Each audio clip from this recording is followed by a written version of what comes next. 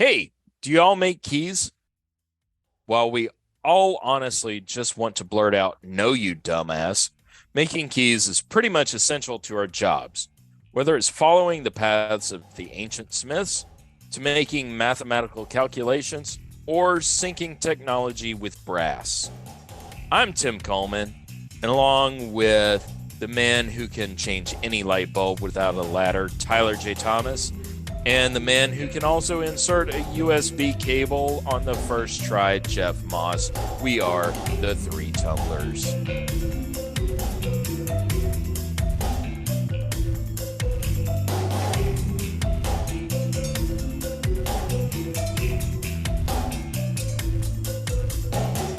To quote one of my favorite childhood movies, let's start at the very beginning when it comes to keys. The ancient Egyptians can be documented as the first producers. They had very crude locks, and the keys were little more than carved sticks that had several points cut to different lengths. The users had to insert the key and then lift it up and pull to unlock the mechanism. Very crude by today's standards, but almost magical back then. Fast forward to modern locksmithing and think of the antique key market. It's small but important. Somehow, when I started at the shop that I'm at now, I got dubbed as the antique key guy. In other words, somebody would bring in an old mortise lock that took a bit or barrel key, and it got handed to me because the very first one that came in, I was able to make a key for it. I don't really enjoy it, but it is kind of satisfying because it takes us back, 100, 200 years almost for making keys, and it is a very niche market. Lots of people have older furniture locks that they want to keep the original hardware in, and they lose keys over the years. So when it comes to that, it's more of an art than it is a science, like we'll talk about later. But you really do, like I explained to customers, you really do have to go back and recreate what locksmiths of 100 or 150 years ago had to do in order to make keys for locks. Jeff, do you get many jobs for antique keys or bit barrel keys in your shop? Yeah, I mean, not like every day, but maybe once a week or once every other week. Some basic, small like desk drawers.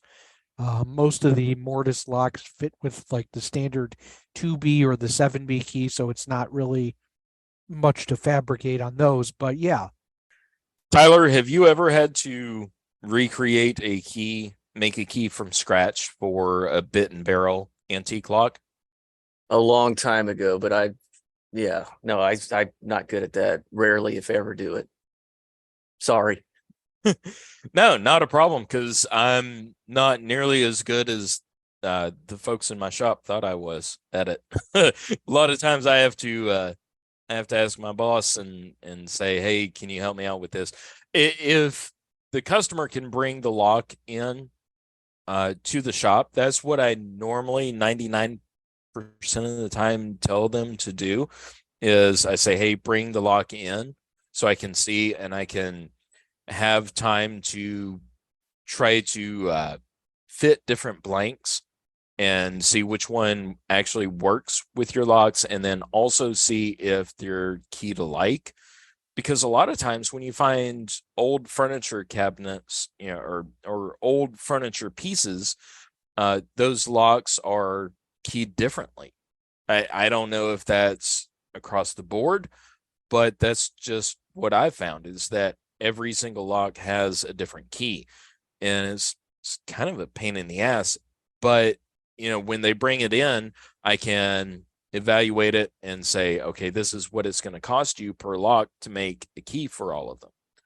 Sometimes they say, sure, go ahead, and other times they're like, nah, we'll deal with not having a key for it.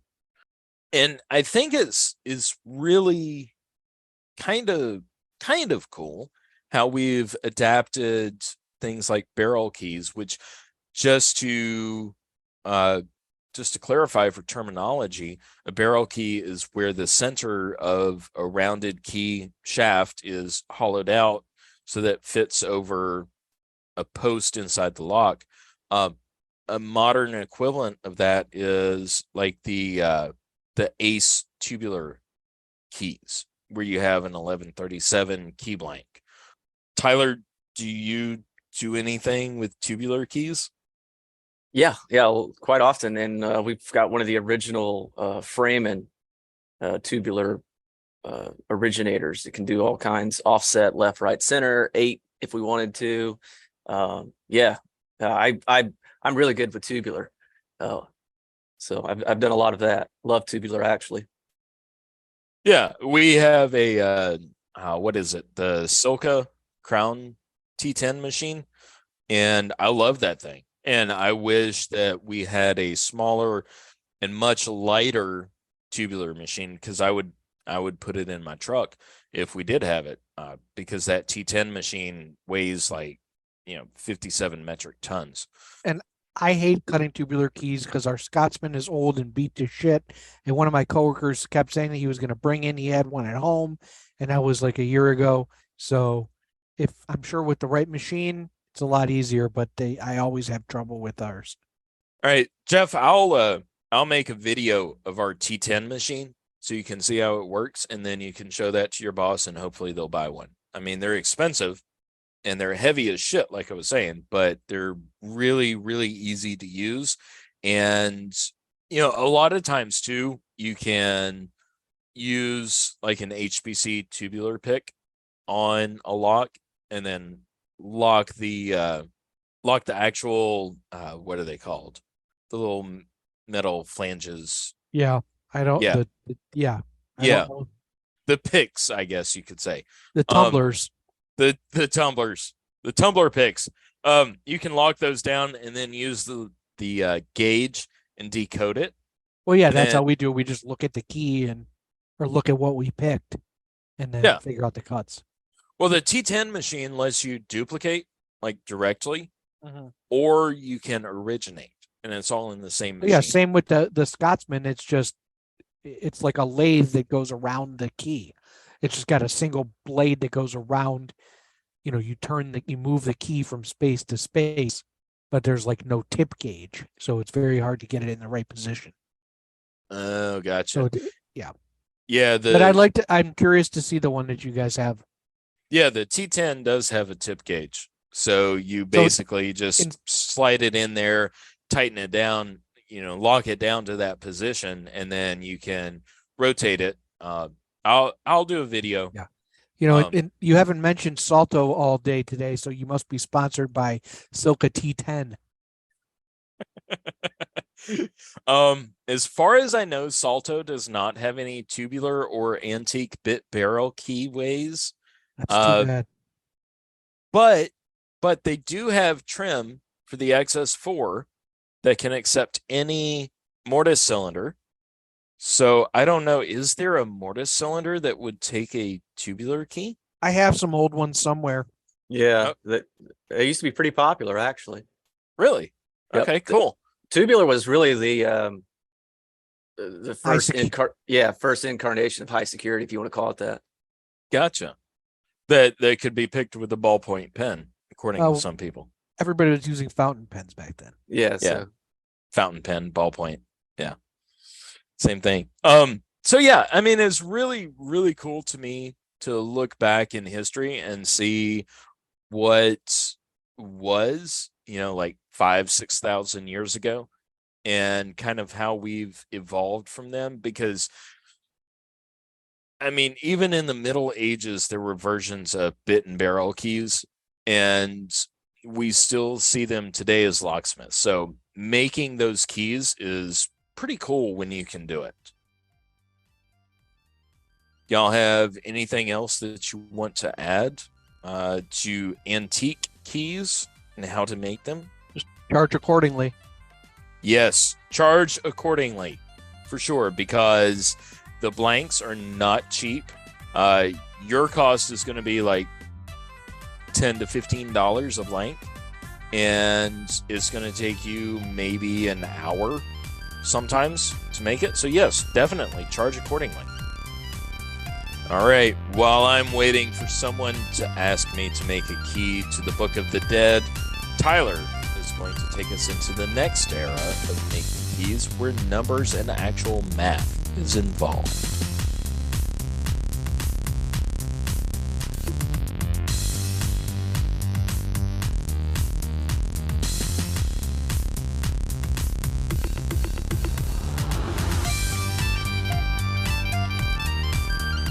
Do you know where max comes from and why it exists?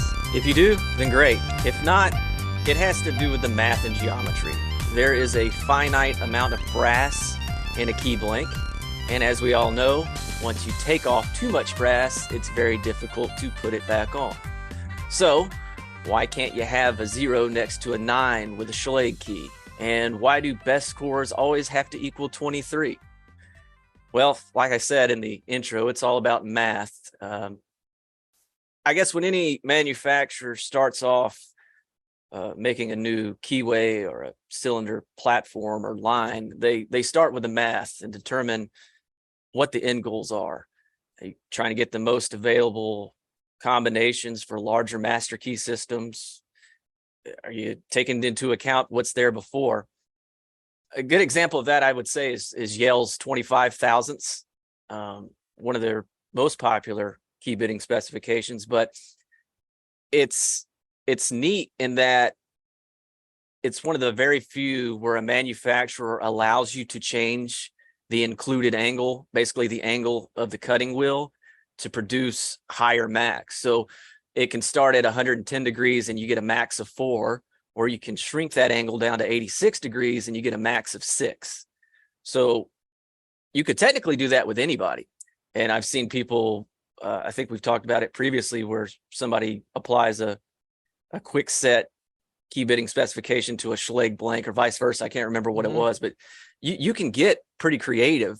Of course, you're going to violate the key bitting specification and what the manufacturer says, but you can get creative and play around with some stuff to get and accomplish goals that otherwise wouldn't be possible. I don't like to do that. You know, I've said it a million times. I'm a stickler for rules. The other thing too, as far as pin stacks, pin heights, some are more stringent than others.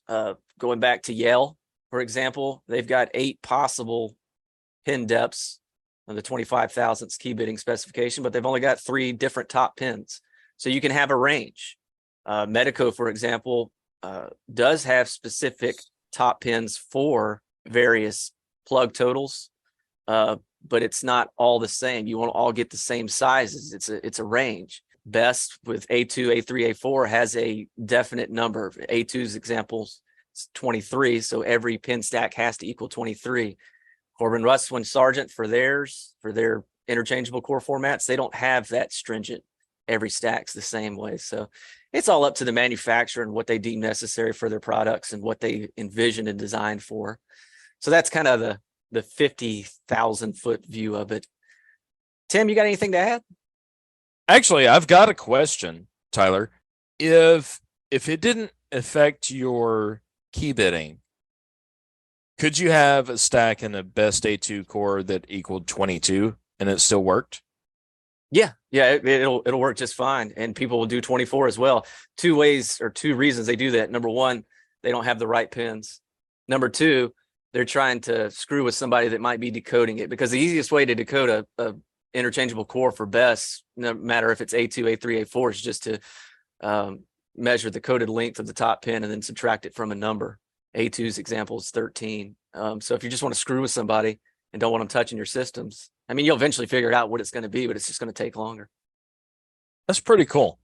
Like I know with what is it, Sargent IC, it's, and correct me if I'm wrong, it's 1818 2020 1818 15.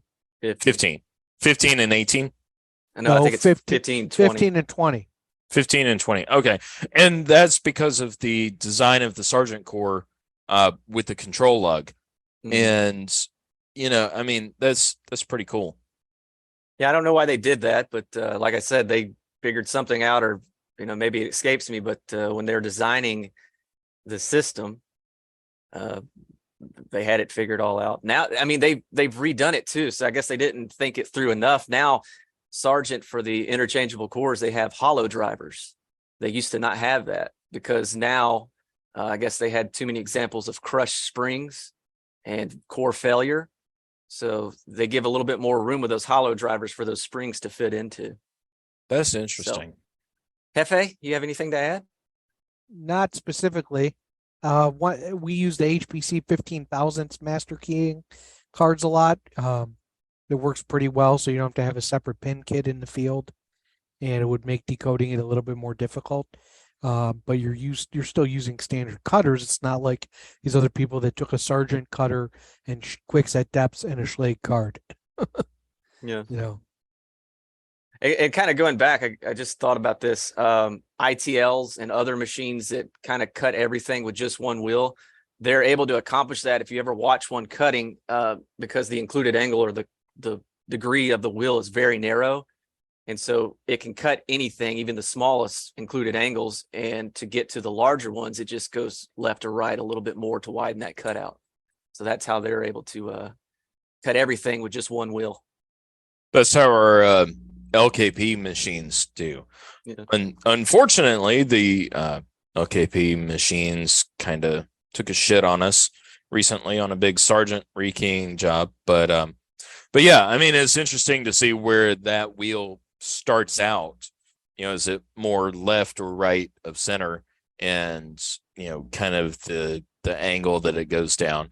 I thought when I first learned about Max and how that works, you can see that, especially if you use a punch for doing key blanks. You go all the way down to 9, and then you do a 0, for instance, on a Schlage key, and it's like, the point on that key is just so narrow, and by default, by geometry, that point's going to be lower, and you're going to be out of spec. So you can't really do a 9 and a 0 next to each other just because of how it comes out of the punch. Have y'all ever seen that book, The Encyclopedia of High Security Locks, that Graham Pulford put out probably 20 years ago? mm-hmm. Yeah, I haven't. I'll show you. I've got a copy. It's I don't know, 300-400 pages of every possible high security lock ever out there. But one of his opening chapters, he's talking about the math behind determining max. And yeah, you could observe it, you had to figure it out, but there's actually a mathematical formula that uses like cosines and tangents and things like that.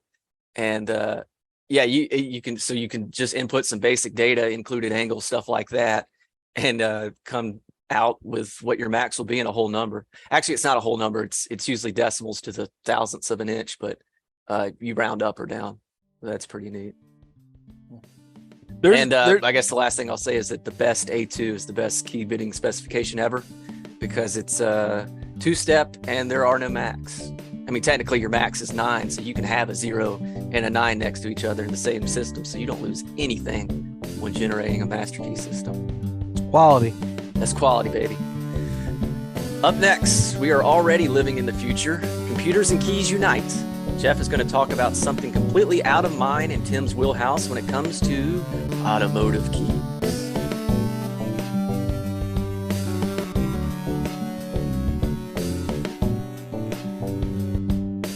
Back in the first days of automobiles, folks just had a crank handle on the front bumper of their car. A couple years later, manufacturers decided that we should have individual key locks on their cars.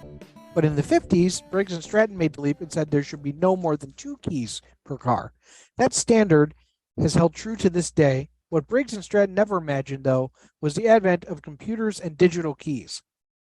So, obviously, there's a difference between duplicating a car key and originating one. And typically, with a pin tumbler lock, you can disassemble it. You don't need a code usually, and it's pretty simple to transcribe the pinning of the cylinder to the physical key. It is not nearly as easy to do that in automotive because the codes are not out there for security purposes. You either need to have a dealer or NASTIF or various types of software to go from the VIN to the code, or you just tear everything apart and figure out the cuts yourself. We don't do that kind of automotive work, generally speaking. If somebody brings in cylinders from an old vehicle, we will do them, but we do not go out and make keys for cars from scratch. And then once you have the mechanical part, you got to do all the programming, erasing what's in the computer, programming, so the no found keys would work, and then programming in however many new keys the customer wants. So there's a big learning curve. There's a lot of equipment that's involved, code machines, actual programmers, having all the different blanks and stuff on hand at all times. If you're going to do automotive, it's something that you should be in 100%, in my opinion. And I know that neither of you really do that kind of stuff either. So any thoughts, or are you pretty much on the same page? Yeah, I mean, I think if you do automotive, then you really should be all in. That's one reason why I don't have any interest in it. But from what I do know, like if you were to, like you were saying, Jeff, if, for instance, you were to take a quickset smart key cylinder and you put a quickset blank in there, you can sort of look at the sliders and visually decode what it is and just kind of progress it down until you make a key. That's one way to do it. But with, say, Honda keys, you can't put a blank into the cylinder without it being cut. I mean, right? The blank physically won't go in unless if it is cut down. So you really do have to look for codes and other means of deciphering what the cuts are, and it's just pretty, I mean, is pretty cool to me. I don't have any interest in it, but it's pretty cool. Yeah, I mean the high security automotive stuff is it'd be just a real pain. I try not to do it. Jason doesn't do Hondas. I mean, I do think that transponders are good as far as, anti-theft modes and not being able to just turn your car with a screwdriver. I think that's very important. People don't like the prices, but it's a lot cheaper than having to replace your whole car, when somebody opens it with a butter knife. So I think that it's one of those things that you got to deal with it. Either the car is easy to steal and the keys are cheap, or the car is hard to steal and the keys are going to cost you, $100. So we deal with it every day. Usually people suck it up. And now the one thing that we don't really do is any of the electronic, like CyberLock, any of those types of keys, or Medico Click or anything like that. We do a lot of card access, but I don't really consider that to be a key. Tyler, I know you've had some customers that had it. Yeah, the CyberLock and Click, and well, I've said it before. They're not quite there yet with the technology, but they're getting closer. We had an opportunity to bid years ago on about 700 Click padlocks for a utilities company in town, and we just said no, we're not interested. Another company ended up getting it, and from what the guy tells me, it's just been headaches ever since. Yeah. And it was just like, well, we kind of told y'all, or said, we didn't want to touch it for that reason. So is what it is. Yeah, I don't know too many places that, that have actually used it for a long time. It's one of those things that is out there, but you don't really see much of it and don't hear very many success stories. We actually do a lot of NSP work for a locksmith for a national chain, and they sold Medico XT to this chain. And so the XT has the digital key, which I believe and y'all correct me if I'm wrong, that's basically Cyberlock that Medico bought, or was that a different technology they bought? No, you're right. Okay. So, I mean, is a completely digital key with electronic contacts, but then you physically rotate the key in order to actuate the cylinder inside the lock. And we get service calls for things others like drop down gates, because a lot of these places are storefront. But it just seems to me like it's such a pain in the ass, because just based on the work that we do for these people, I can't imagine what all work they sub out. And then also when a cylinder goes bad, like a job I did for them a couple weeks ago, it was the only thing showing is that it was the cylinder that was bad.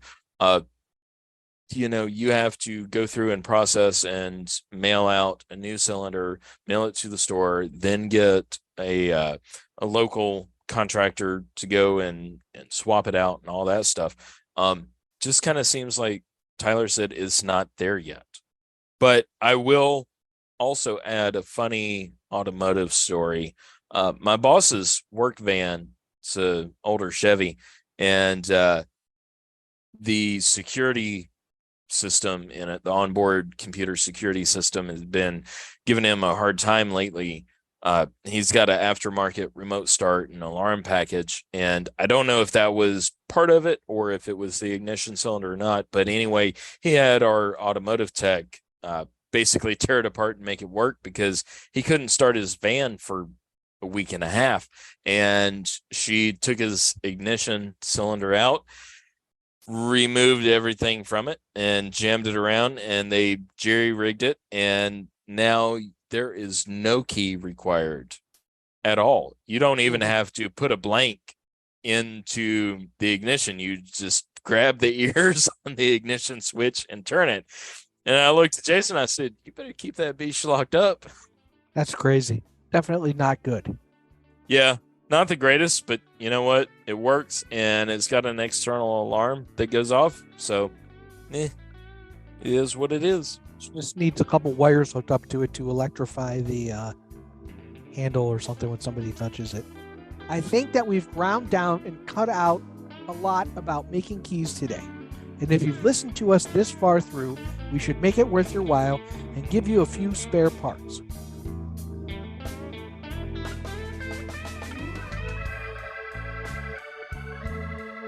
All right. If y'all promise not to tell my boss about wasting more than 2 barrel key blanks, I'll promise that we can give y'all some spare parts. Those barrel key blanks, 1137s, are expensive. Ace keys are not that expensive. You must not be buying them properly. They are expensive. Our cost. I don't know. We sell them for like $5.50 for a copy. Then tell me where the hell y'all are ordering them. We would buy them by the case from so we have a lot of them. Okay. Tyler, what's your spare part today? As you guys have seen, I got a lock that my buddy made, Timothy Diggs. I'm going to take some pictures in a bit and send them to Jeff, and he can put them on the Twitter account. But this thing is a work of art. Jeff.